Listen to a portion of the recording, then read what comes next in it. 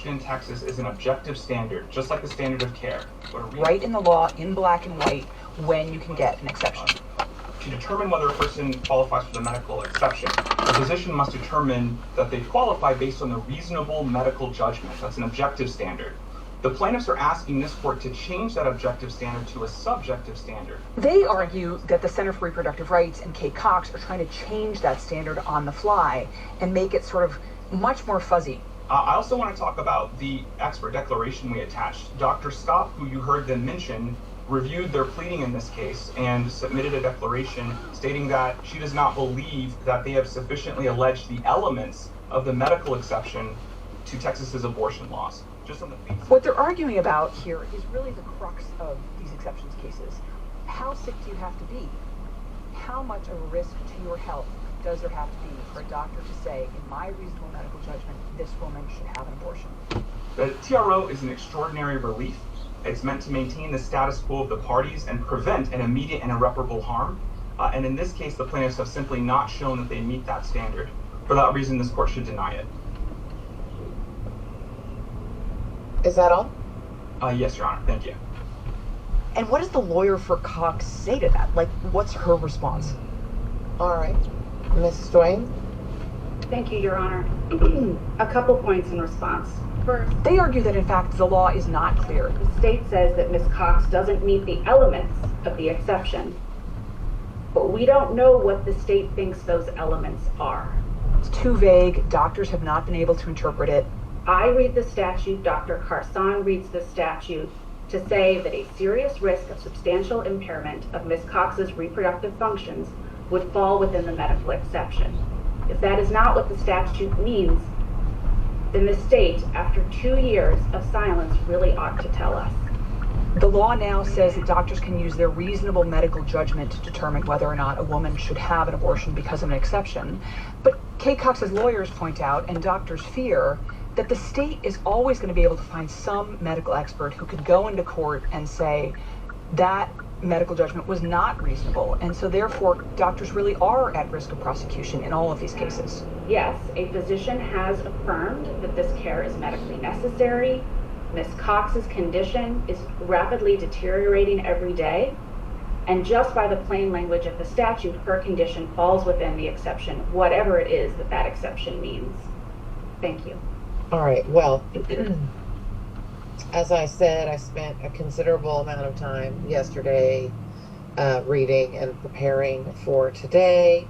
And surprisingly, I am going to grant the temporary restraining order for Ms. Cox, Mr. Cox, and Dr. Carson. The judge rules instantaneously, right at the end of the hearing. And her words are really pretty powerful. The idea that Ms. Cox wants desperately to be a parent, and this law might actually cause her to lose that ability is shocking and would be a genuine miscarriage of justice. And they show the power of a pregnant woman like Kay Cox coming before the court in this way. So, I will be signing the order. It will be processed and sent out today. Anything else? Thank you, Your Honor. Nothing from the plaintiffs. Thank you very much. Good luck, everyone. That concludes this hearing, and I'm going to shut down the Zoom.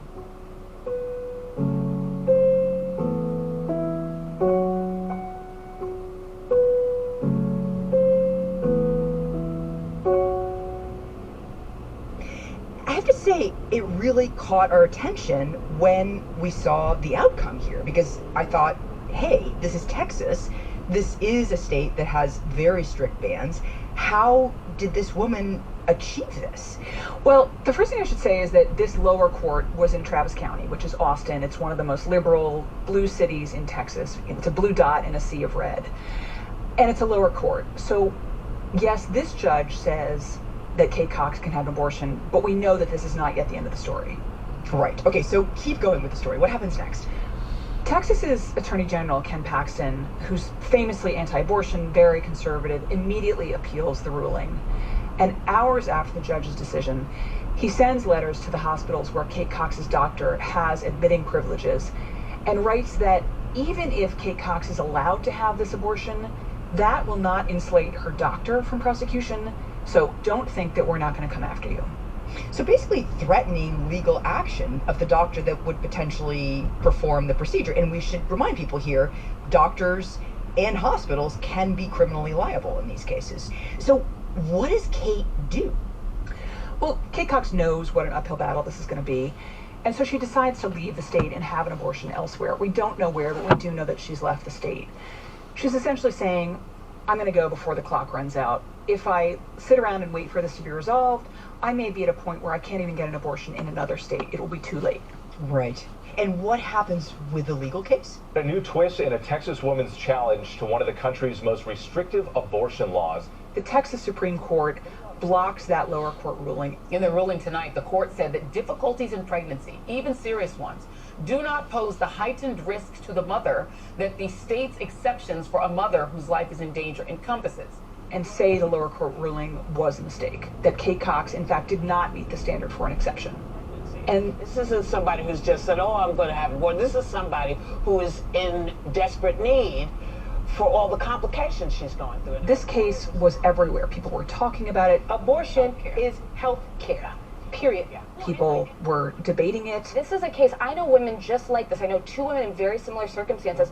This woman's life is at risk. The baby most definitely is not going to survive. And her future fertility, a woman who wants to have a child, that is jeopardized in it. And lawyers say that, in fact, cases like Cox's are actually fairly common, and there are other cases that are being fought in court in a number of other states. Tell me about some of those cases. One of the first places it came up was in Louisiana, where there was a very prominent story about a woman who was pregnant with a fetus that had no skull. And the state of Louisiana, which again is one of these really strict ban states on abortion, had exceptions where you could get an abortion, but this particular condition, known as acrania, that was not on the list of conditions. So then the question becomes, okay, we're going to add that condition, but at what point do you have to have something broader? Like, can you just incrementally keep adding these different conditions, or do you have to answer the broader case of, like, what does it mean to be sick? What makes a woman's life at risk? Right, that seems to be a very problematic issue for the law and the legislature, right? Do you just keep adding things? How do you even know? Right, and since then, lawyers for the Center for Reproductive Rights, the people who filed Kate Cox's case, have filed other lawsuits. So they are in Tennessee and Oklahoma and Idaho, and in another case in Texas, which has multiple women. And tell me about that case. Well, the lead plaintiff in that case is a woman named Amanda Zarowski. She became pregnant after about 1.5 years of fertility treatments, very much a wanted pregnancy. Then at 18 weeks, her water broke, which really puts the fetus at risk. The fetus was unlikely to live. But that fetus still had what doctors were calling a heartbeat. So they told her that under Texas law, she could not have an abortion. So she goes home and she becomes septic and she goes back to the hospital and she ends up being really sick. And so finally doctors say, okay, there's no longer a heartbeat and she's actually facing death. We're going to do this abortion. But she ends up with so much scar tissue from that operation that one of her fallopian tubes is permanently closed, and it's unlikely that she will be able to carry another child. So it sounds like the lead plaintiff in this Texas case is a very vivid example of this argument you're talking about, right? The state law might seem black and white, might look neat on paper, but it's not neat in real life, because medical decisions are fundamentally about probabilities. What if there's a 30% chance you'll die? Is that enough? Or does it have to be an 80% chance you'll die? Right, and the other thing to remember is that medical situations can change so quickly. You can be fine 1 minute and suddenly there's a real emergency risk to your life. And what their lawyers are saying is that women across the country are struggling with this question. Doctors are struggling with this question. We need clarity on what exactly are the exceptions. But I guess I'm wondering, Kate, what's ultimately the point here? I mean, you said, it's to clarify exceptions, but what's the end goal? Like, is it to get one of these cases up to the Supreme Court? To find one precedent that could kind of wave a legal wand for the whole country?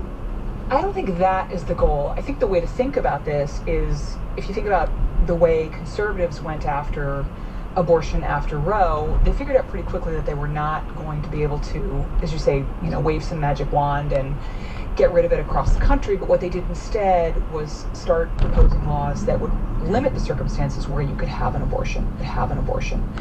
This goes in the opposite direction by making people consider all the cases in which you would need an abortion. And in the same way that anti-abortion groups change the conversation around abortion by, for instance, talking about partial birth abortion and making people really uncomfortable with that idea, all of these cases around the exceptions are changing the conversation about abortion. It's really shaking up how we've thought about abortion for 50 years and really how the anti-abortion movement has taught us to think about abortion for 50 years. For a really long time now, people have had this stereotype that women who get abortions are teenagers and irresponsible women who use abortion for birth control. The more we hear stories like this, the more that stereotype is being countered. The other thing that's changing is that for a really long time, pollsters have had us think about abortion in terms of you're either pro-life or you're pro-choice. What we're discovering is that there's a lot of room in the middle, and in fact, in the middle is where most voters are. And voters are starting to think about, well, in what cases would I want someone to be able to have an abortion? These cases around the exceptions are really what's changing this middle ground. And we've seen, of course, in elections recently, abortion being kind of a winner for Democrats. You know, that the right to the procedure is more or less something people approve of. That's exactly right. The whole dynamic around abortion has changed. We are in a very much different place on public opinion than people anticipated immediately post-Dobbs. One poll, for instance, surveyed people in these very strict ban states and found that people actually didn't know what the law was, but when you told them how strict it was, they wanted to add exceptions and said they would support ballot measures adding these exceptions for, the life of the mother or fatal fetal conditions, rape, incest. The other thing that polls have shown us is that people who hear these stories are more likely to support ballot measures, not just allowing exceptions, but establishing a right to abortion in state constitutions. Cases like Kate Cox's may have only limited legal effect, but the stories that Kate Cox and women like her are telling, we've already seen they're having enormous effect on public opinion over time.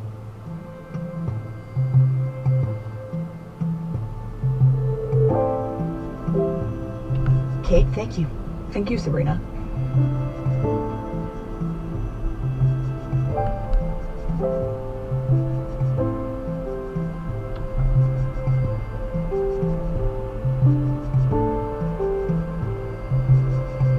We'll be right back.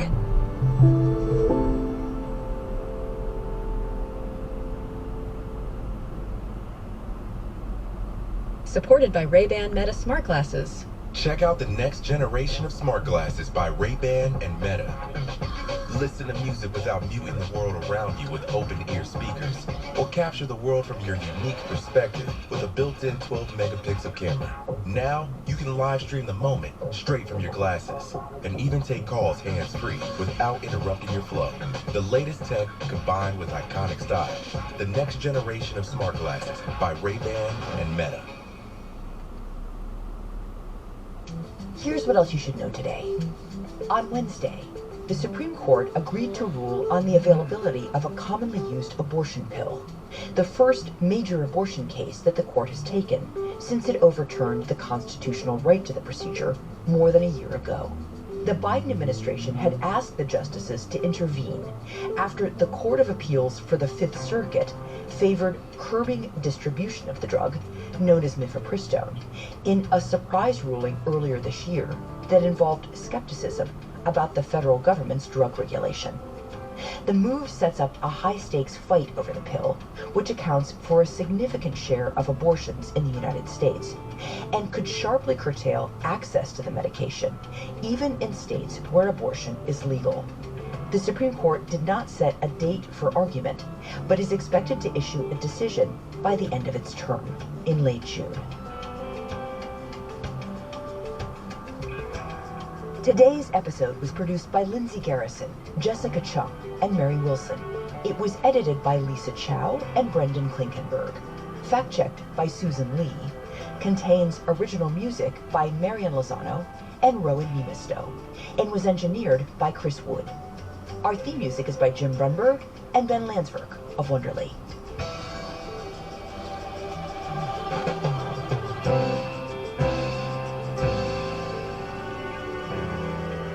That's it for The Daily. I'm Sabrina Tavernisi. See you tomorrow.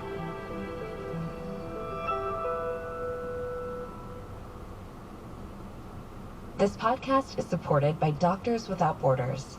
Doctors Without Borders teams provide a lifeline to millions of people. Through conflict, outbreaks, natural disasters, and more, they deliver emergency medical aid wherever the needs are greatest. Their teams are able to respond to emergencies at a moment's notice, but only with your support. Be a lifeline. Donate today at doctorswithoutborders.org/thedaily. Today's episode is sponsored by BetterHelp. After every extreme weather event, we wonder, how much did Grace, huh? Yeah. What's he charging? $75. Yeah. Hold on. Oh, Simon Rex. We know him. $69. Andy Dick is $100. Uh-huh. Now let's hear what Andy has to say. Andy's probably funny. Yeah.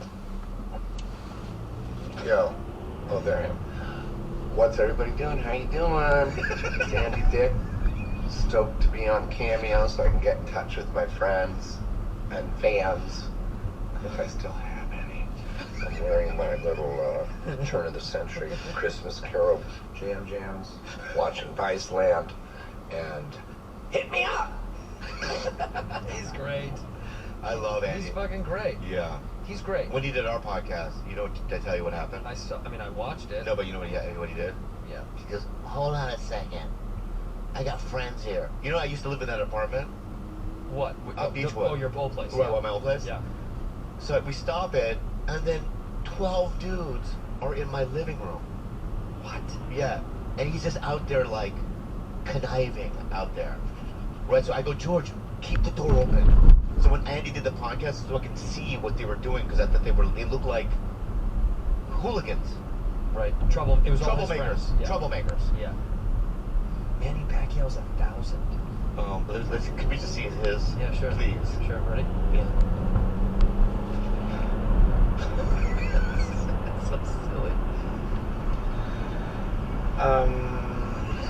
Hello, listener Diasis. I want to wish you a happy birthday and wish you all the best. Should not be your opening thing. Here.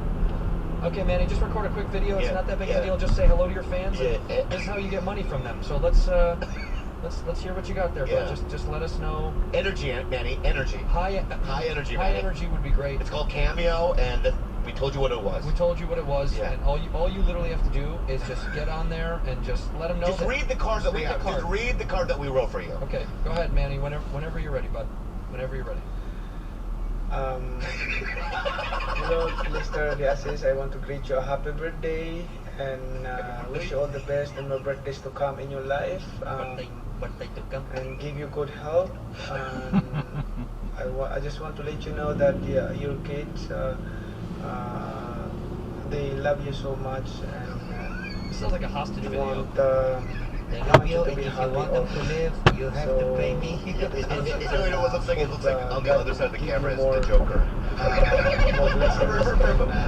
The Keith Ledger one, right? Yeah. And he's like, he's tied up. I want to tell you happy birthday to everybody. Yeah, this is interesting. But I gotta tell you, for $1,000, if he's getting 1,000, and look, he's already done. There's 5 right there. He just got $6,000 in front of our face in one day. Wait. There they are. 1, 2, 3. That's from today. Yeah, latest. It says today. It says today, right? Yeah. 1, 2, 3. BetterHelp, the world's largest e-counseling platform. That's right. It's the largest e-counseling platform, Bob. Is there something interfering with your happiness or preventing you from achieving your goals? A lot. A ton of stuff. What's getting in your way? You. I'm getting in your way? Yes. Well, let me tell you. Let me tell you something. Yeah. BetterHelp is going to assist your needs and match your own with licensed professional therapists. You can start communicating in under 24 hours, Beeps. And it's not a crisis line, which you might need. It's not self-help. It's a professional counseling done securely on the internet. There's a broad range of expertise in BetterHelp's counseling network, which may not be locally available in many, many areas. This service is available clients worldwide. You can log into your account anytime and send a message to your counselor. That's right. And it helps. Yeah, so let's be real though. You know, counseling has really helped me out in the last 6 months. Same. Counseling is one of those things that I think everyone should do. I know we don't all want to do it, but you should do it. It's easy to talk to someone. You need more counseling. I do. Yeah, because you're a snapperhead. You need more counseling too. I know. And you know what? With BetterHelp, you can get it. They're committed to facilitating great therapeutic matches so they can make it easy and free to change counselors if needed. And by the way, we both use counseling and we both need it. And some need it more than others. You especially. You though. Yeah. It's more affordable than traditional offline counseling, and financial aid is available. That's huge. BetterHelp wants you to start living a happier life today. Honestly, visit their website, read the testimonials. You can see they're posted every single day on BetterHelp.com/reviews. So, go to BetterHelp.com. You should go to BetterHelp.com, Andrew. I will. Right. And slash bad friends. And it'll help you. Go ahead. And it will help you. That's BetterHelp, H-E-L-P, and join the over 700,000 people taking charge of their mental health with the help of an experienced professional. Special offer for our Bad Friends peeps listeners. Get 10% off your first month at BetterHelp.com/bad friends. Yes. Oh, wow. Yeah, so he just made $5,000 today. Does he need more money then? Yes. Because these guys spend money like fucking. I understand that, but it's like, let me just say.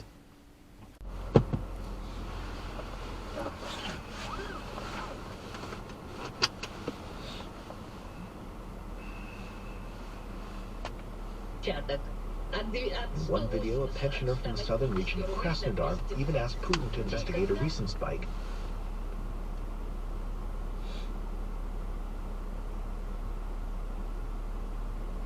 Decided I'm not selling merch. Look at this, by the way. Do you know why? Yeah.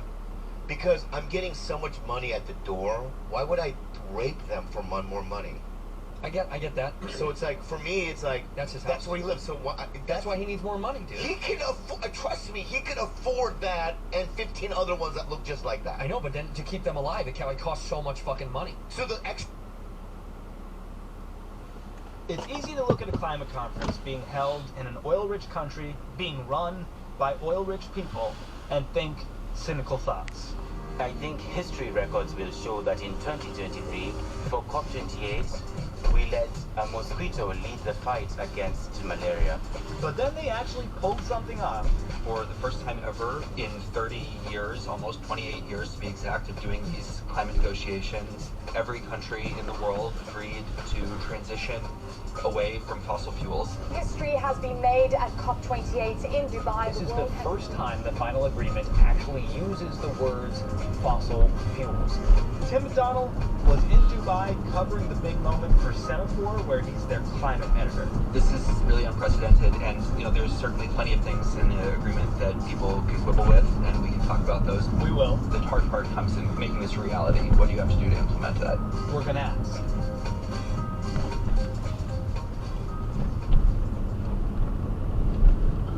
Support for this show is brought to you by Robinhood. Tired of limited bonuses and capped rewards on your current brokerage account? Switch to Robinhood and boost your portfolio. Move your assets over to enjoy an unlimited 1% bonus. No restrictions, no cap. Whether you transfer $100,000 and receive a $1,000 bonus, or transfer $2 million and get an impressive $20,000 bonus. Visit Robinhood.com/Fox to claim your bonus. Terms apply to the bonus. See full bonus terms at Robinhood.com. Investments offered through Robinhood Financial LLC. Investing is risky. Simon. Yes, boss. The latest fiscal analytics are in. Our quarterly growth hit 3.2%, which scales up to an 8.4% annual increase. Okay, let me write this down. And a robust 28% surge in overall market capitalisation. Got it? Something about robots? Just hard to keep track sometimes, but with Sportsbet's new NBA same-game multi-tracker, you can track your multi live, all in one place, with Sportsbet. Conditions apply. Imagine what you could be buying instead. For free and confidential support, visit gamblinghelponline.org.au. Explain. Okay, so before we get to a historic step forward and the realities of implementation, which I know are plenty complex in their own right, I want to talk about just all of the drama going into this conference. How is that particular drama different from, say, climate conferences past? Yeah, well, you did have a really interesting and certainly controversial setting of United Arab Emirates hosting this summit. This is a big oil and gas producing nation. You had a person, Sultan Al Jaber, who was the chairman of the National Oil Company, ADNOC, as the summit president. The president of an energy company was in charge of the climate conference. Yes, that's right. To address this question right, let me first introduce myself to you. I'm an engineer by background. It's the science and my respect to the science and my passion about the science, and it's about my conviction to the science that have enabled me to progress in my career.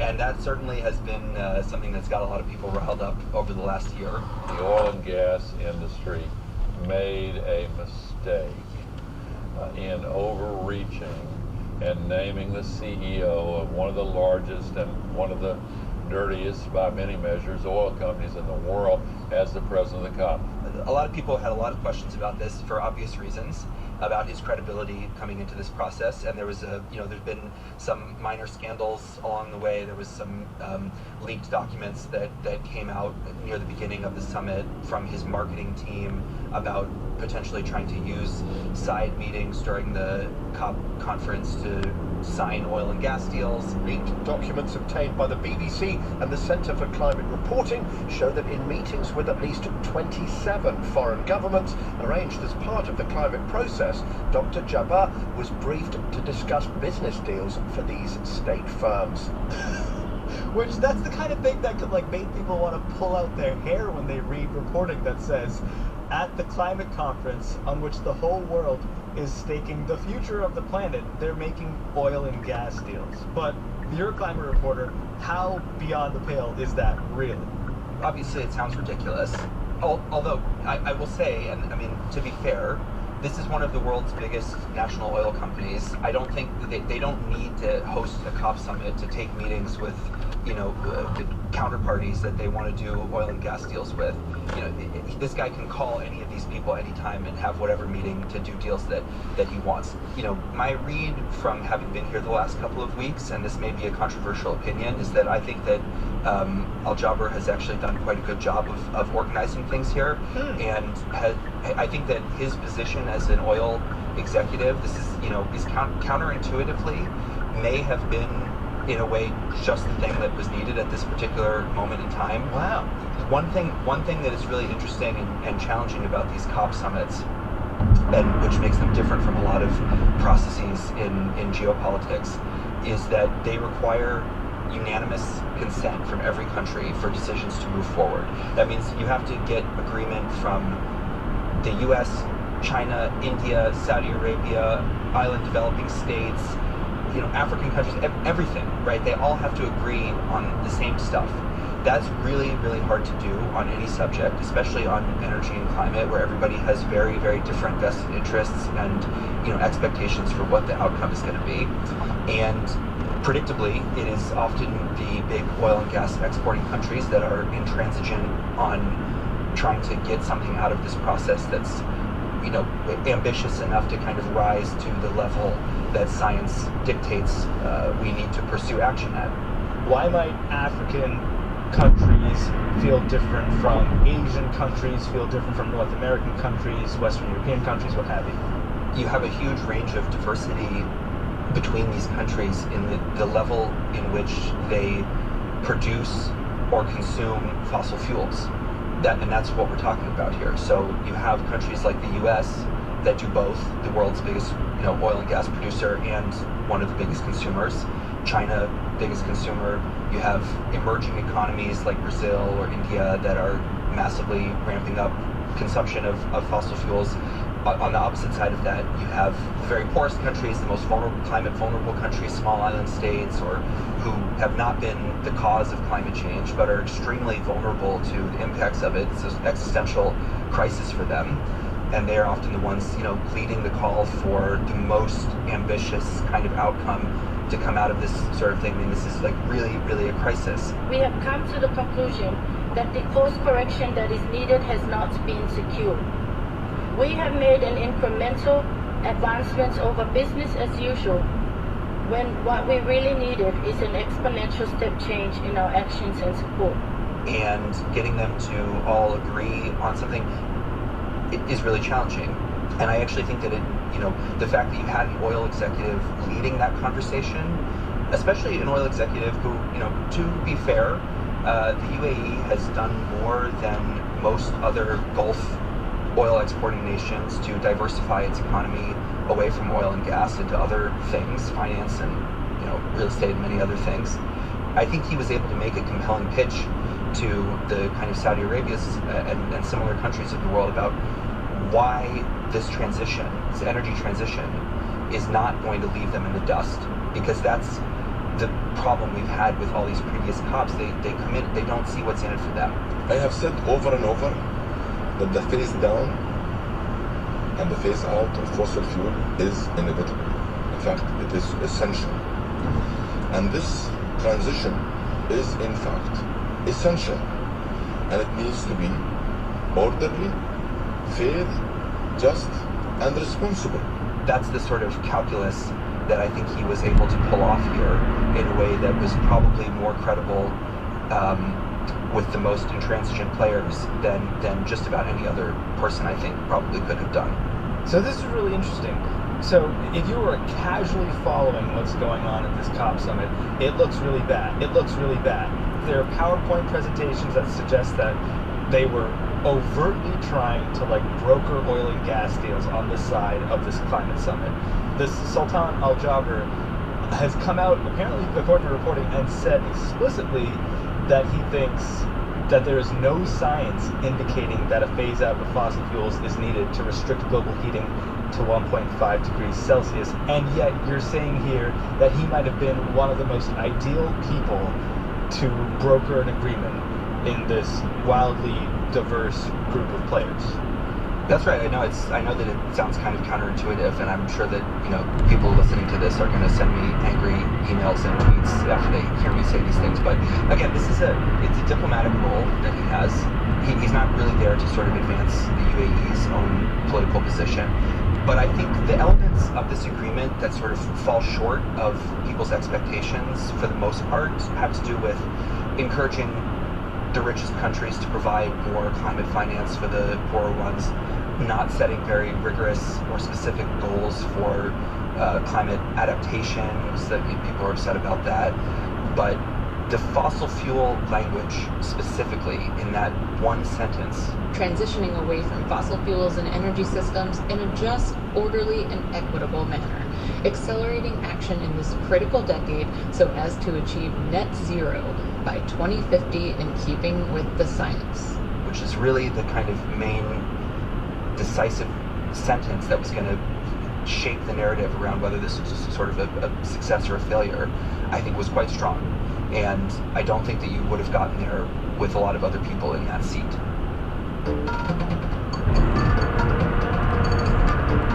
Tim McDonald, Semaphore, he's going to tell us what exactly is in this deal and how it's going to be enforced, or whether it's going to be enforced at all, when we're back on Today Explained.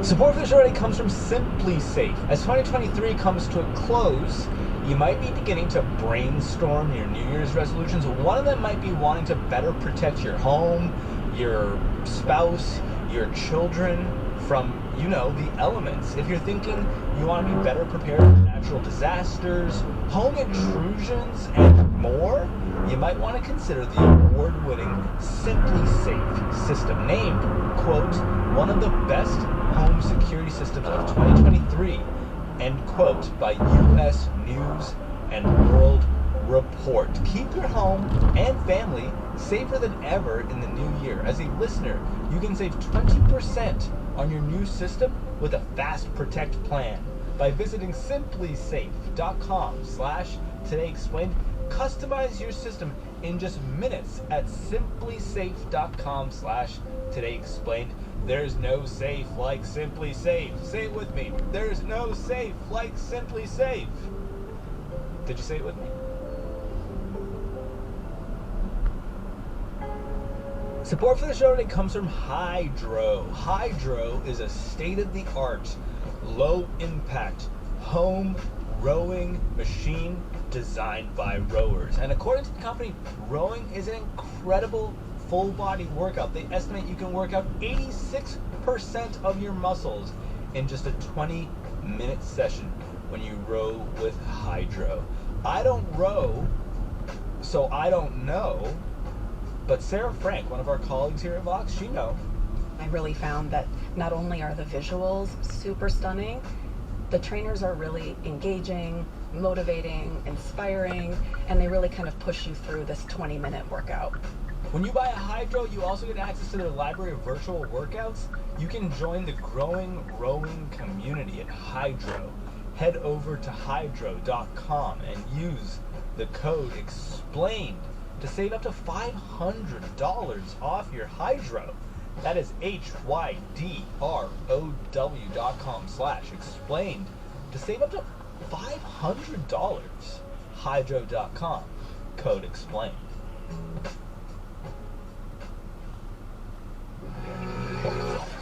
Vox Creative. This is advertiser content from Eli Lilly and Company. There's a fair amount of stigma with Alzheimer's disease. Dr. Brandy Matthews is a neurologist and Alzheimer's disease expert at Lilly, and she sees a chance for this to change. I'm hopeful that we're now entering an era in which people will actively seek a timely and accurate Alzheimer's disease diagnosis. To make this future real, we have to start unlearning some of the things we thought we knew about Alzheimer's disease. Like, one untruth that I encounter is that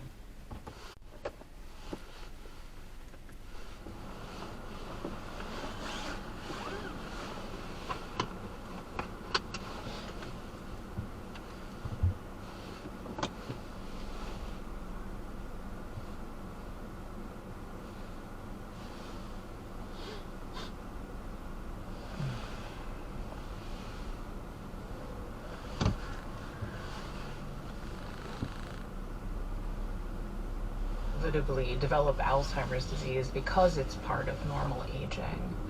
Memory and thinking do change with age, much like eyesight, hearing. However, these changes are relatively subtle and restricted mostly to speed of thinking or processing information and naming of specific items. When changes become observable to others or begin to interfere with typical activities is a red flag. Myth 2. If I'm diagnosed with Alzheimer's disease, there's not much I can do. Diagnosis that's timely in a patient's disease course may also have an impact on the progression of the disease if the intervention happens early. knowledge is power, and acting early matters. If you're noticing memory and thinking issues piling up, go to morethannormalaging.com to learn more.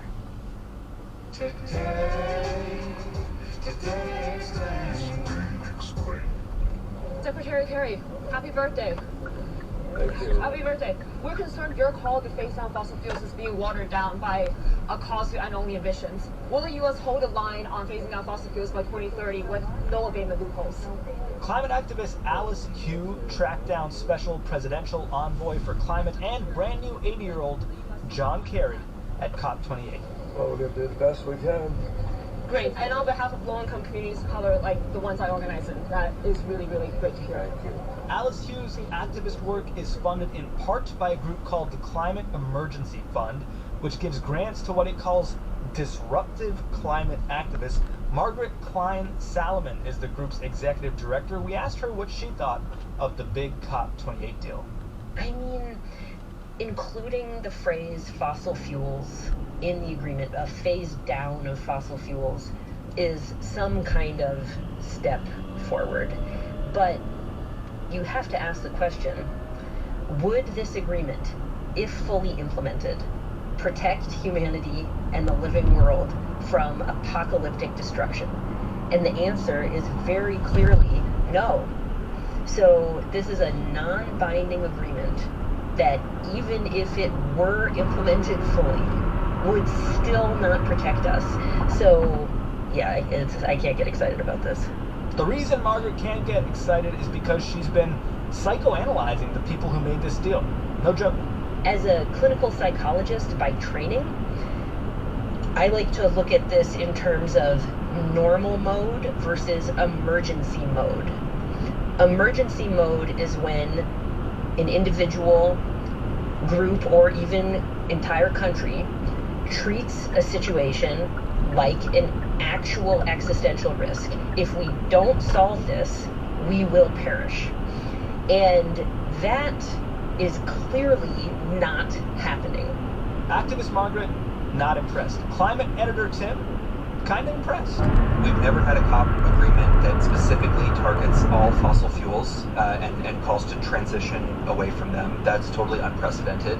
The same sentence, by the way, gives this sort of caveat of doing this transition in a just, orderly, and equitable manner, which I think is going to become a really important phrase certainly for climate activists, but also for developing countries to sort of leverage in their continued call for climate finance from the rich countries to help them in this transition, and also to kind of set some expectations about the different pace that different countries need to go on in that transition. We don't need Togo to shut down all of its fossil fuels in the same month that the US does. So everybody's going to kind of move at different paces, and this is it's an equity issue, because obviously there are many countries in the world for whom that energy access and energy poverty are big issues, and they may need to increase their use of fossil fuels in the near term as part of their development, economic development. So anyway, that's all kind of included in here.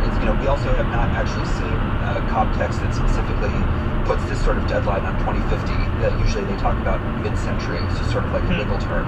So having 2050 as a hard deadline in there is quite important to reach net zero. Some caveats here about transitional fuels, about carbon capture, but a lot of groundbreaking stuff, at least for a COP summit. You got fossil fuels in there, you got equity in there, you got a hard deadline in there of 2050. Did everyone sign on to this? Is this a unanimous decision, a unanimous agreement? It is, yeah. I mean, that was the gavel came down, and that was it. Everybody signed on. So that's pretty remarkable. Hearing no objection, it is so decided. And this includes big old polluters like the United States, like China, like India, like Russia. Everybody, all of them. So then I guess the multi-trillion-dollar question is, how do you keep everyone accountable? Countries are supposed to come away from this process and implement their own national policies. So, putting in place new laws or policies in their own countries that allow them to meet the goals that are laid out in this agreement. And then there's a kind of process for how countries kind of report those policies to each other, and they're supposed to ratchet them up over time, and there's a sort of naming and shaming, transparency kind of element to this. You can't take somebody to the ICC or sue them or something if they don't stand up to the commitment that they make here. Right, and you're also reminding us that countries like, let's say, China aren't the most transparent about what's going on in China. Yeah, I mean, of course, there's going to be monitoring issues that go into this, although one interesting side note from this conference was that you did see a lot of interesting developments, or just sort of momentum or tension on satellite monitoring of emissions and remote sensing. This morning we're learning about a new way to find and reduce greenhouse gases that are warming our planet. Methane gas, which is usually invisible, can actually be seen in these infrared images. I think we're quickly arriving to a world where hidden greenhouse gas emissions are not going to be possible anymore. Oh. That's here already, actually, to a large extent. So, this all just basically boils down to what do countries do on their own to make this happen. So for the U.S., examples are the Inflation Reduction Act, the Bipartisan Infrastructure Law, laws that came out in the U.S. to subsidize renewable energy and kind of other parts of the energy transition, support the building of clean energy infrastructure. At the beginning of COP, you also saw the U.S. announce new regulations on oil and gas methane emissions. Methane is a super potent greenhouse gas that's kind of gone unchecked, flown under the radar, so to speak, for a while. The U.S. Environmental Protection Agency announced its final rule to prevent an estimated 58 million tons of methane emissions from 2024 to 2038. That's nearly 80% of our current output. So we have new legally binding regulations in the U.S. on that. The U.S. is also going to have new regulations on carbon dioxide emissions from the power sector coming probably in the first quarter of next year. So those are sort of examples of the types of national policies that actually kind of make this transition away from fossil fuels more likely to happen.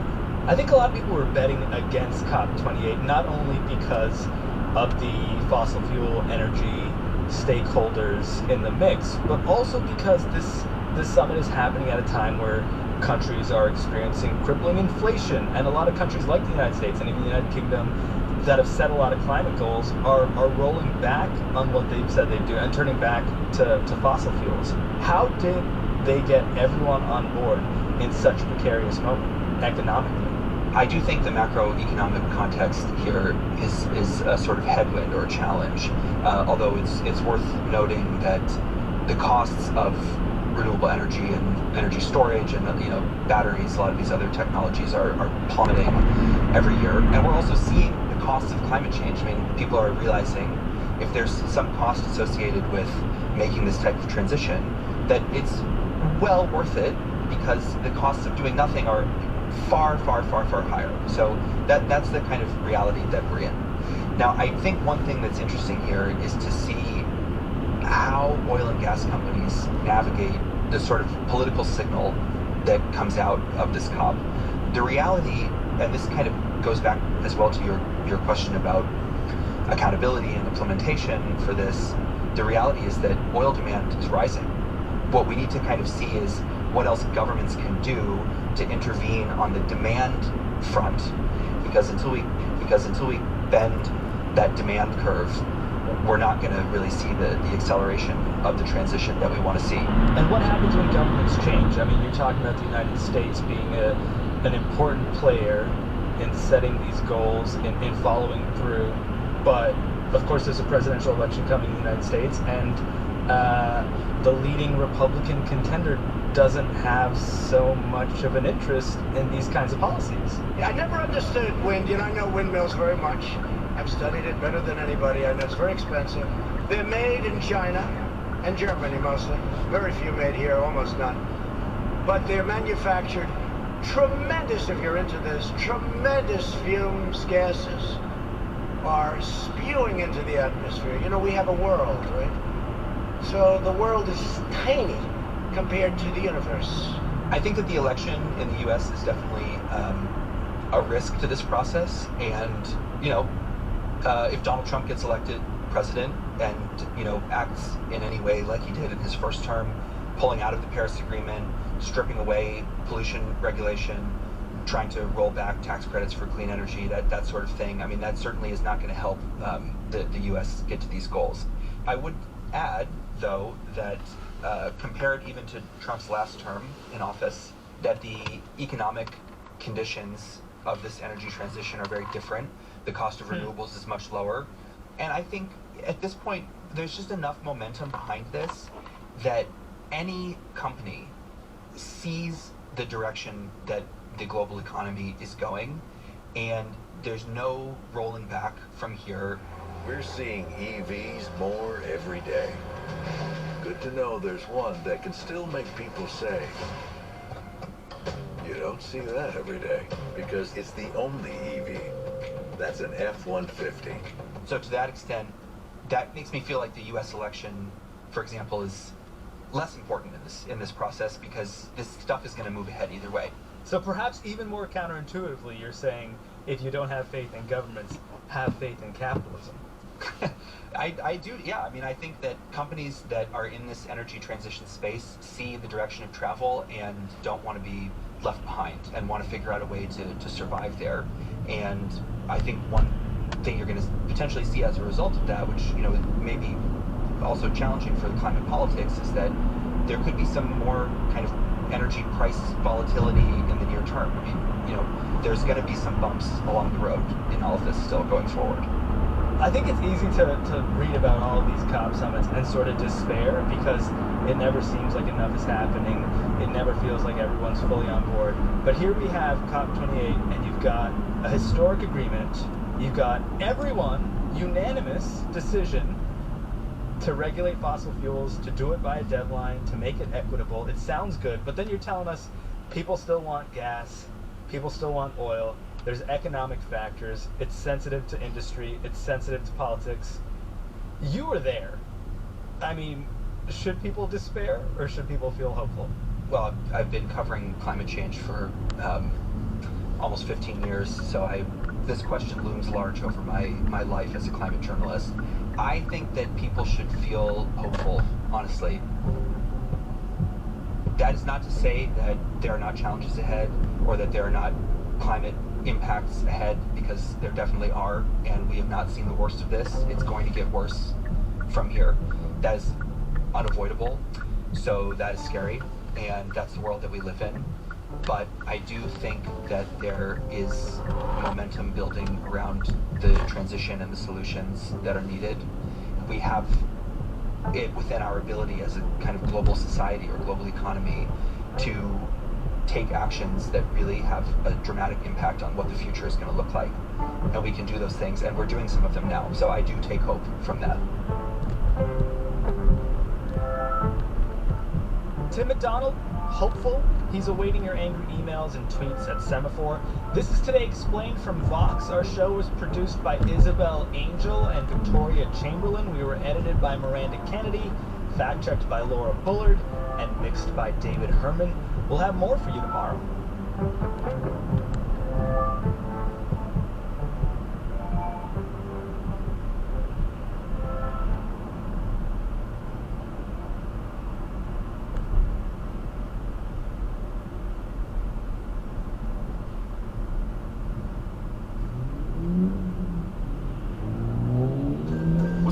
I'm Gene Debbie from NPR's Code Switch podcast, and I'm one of thousands NPR network voices coming to you from over 200 local newsrooms across the country. We bring people from all over closer together through free and independent journalism. The NPR network. What you hear changes everything. Learn more at npr.org/network.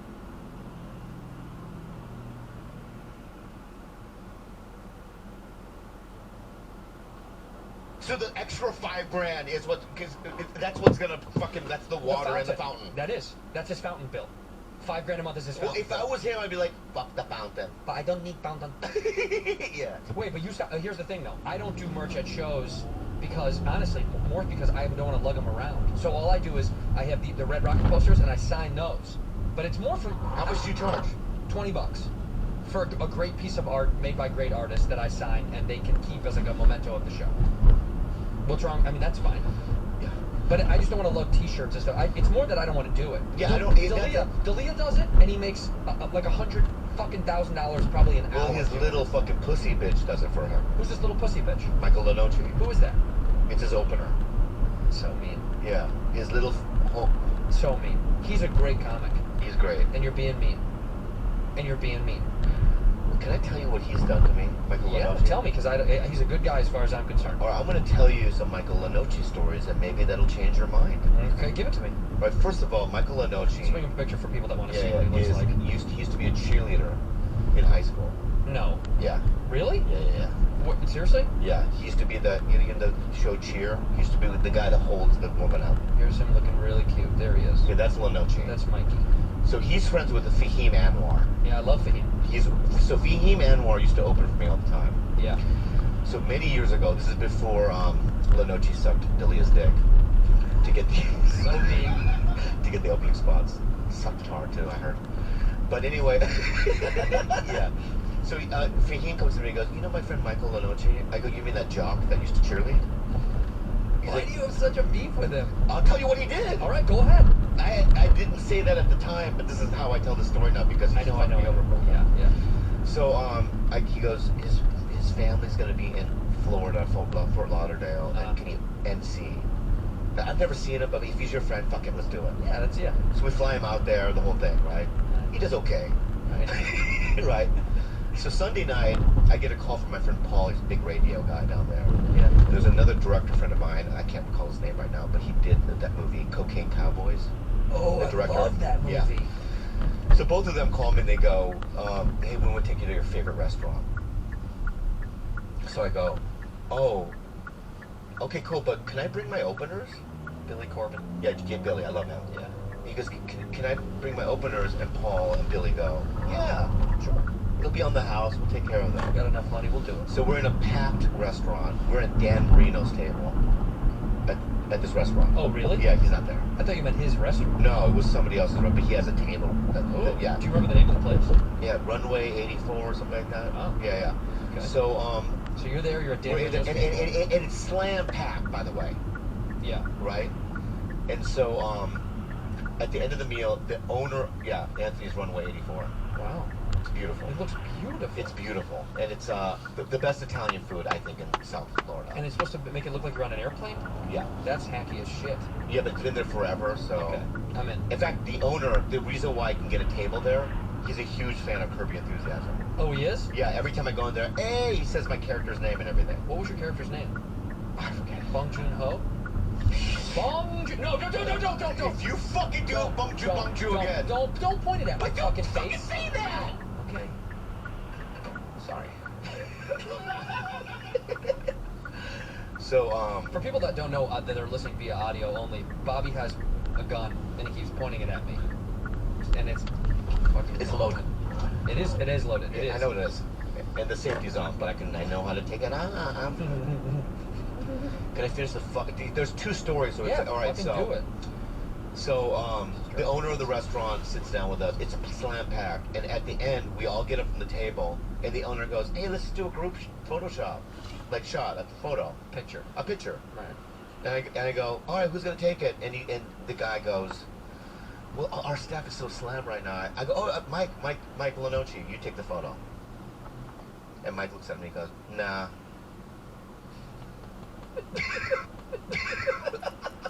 I go, hey, I laugh. I go, yeah, just take the photo, man. Nah. I love it. And I go, I put my finger on the table. Take the fucking photo. I'm not taking the photo, man. I want to be in the photo. So the guy, the owner has to run around the restaurant now to find somebody to take the photo. Okay. Right. So a staff member. Yeah, and it's slammed, right? So there's now a level of stress. Yeah. But now I'm in such a rage, right? That my MC opener wouldn't take the fucking photo, right? So now you're fucking pissed. Rageful. Yeah. Yeah, I want to ruin his career. Right. That's all the ways I can ruin his career in my head. So we get back in the car. They find a busboy. Yeah. I take it. You know what I mean? So, you know, and he's sweating. This busboy's sweating because he's just running around this fucking because he has to do real work. Real work. Yeah. So he takes the photo. Lenoci's in it. We get in the car and I go, bro, in this situation, I'm your fucking boss, dude. I'm paying for all, you know what I mean, all this. Yeah. And he goes, you're not my boss. You're my friend. What did you say? And I just completely shut down. The door closed? Right, and then I go, never again. Never again? In my head. You never talked to him ever again? Well, that was, the thinking. But then cut to 5 years later. 5 fucking years you didn't talk to him? Yeah, I would kind of avoid him. In the hallway of the store? I would say hi. You know, I'm not that mean, but I would say I'm hi. in the hallway of the store and I'm him and you're you. Say hi. Hey, Bobby, what's up? What's up, dude? And just walk away. Whoa. That time. That's ice cold. Yeah, there are a couple of guys, I can name their names, I don't give a fuck. That I won't even give them that. Go on. Kevin Shea. Yeah, we know that. Yeah, we know that. So, 5 years later, he comes up to me and goes, hey, man, I've changed. That's the intro? Yeah. Hey, I've changed, man. What did you say? I go, what have you changed? You know, and he goes, I'm like, I know you're doing San Diego. Can I open? And I don't know what came over me. I went, you know what, dude?